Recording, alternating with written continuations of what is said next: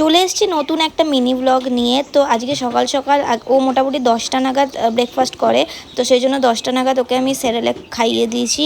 আচ্ছা, আমি কিন্তু বলে রাখি এক্ষেত্রে আমি কিন্তু হোমমেড সেরেল্যাকই ওকে খাওয়াই। তারপরে বেরিয়ে দেখি ঠাকুর তৈরি তো অলরেডি শুরু হয়ে গেছে, আর সামনেই গণেশ পুজো। তো গণেশ ঠাকুরও অনেক তৈরি হচ্ছে, তবে কারখানার ভেতরে কিন্তু প্রচুর দুর্গা ঠাকুর দেখছি শুরু হয়ে গেছে। বেরিয়ে পড়েছিলাম কিছু বাজারের জন্য, এবং আগের দিন আমার বেলপাতা নিয়ে আসা হয়নি, সেজন্য আমি বেলপাতার ফুল কিনতে বেরিয়েছিলাম। বেরিয়ে যেমন রোদ দেখতে পাচ্ছি, সেরকম আকাশের ওপর মেঘও দেখতে পাচ্ছিলাম। তো যাই হোক, আমি কিন্তু ছাতা নিয়ে বেরোইনি, সেজন্য একটা টেনশন ছিল।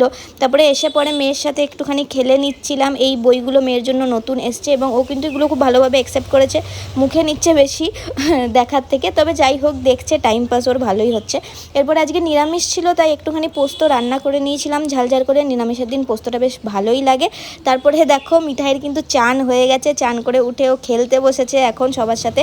এরপরে ও যখন সবার সাথে খেলছিল, আমি এই ফাঁকে চট করে একটু বাবার মাথায় জল ঢেলে নিয়েছি, সোমবার বলে কথা, ভালো করে একটু পুজো করে নিয়েছি ফুল আর বেলপাতা দিয়ে।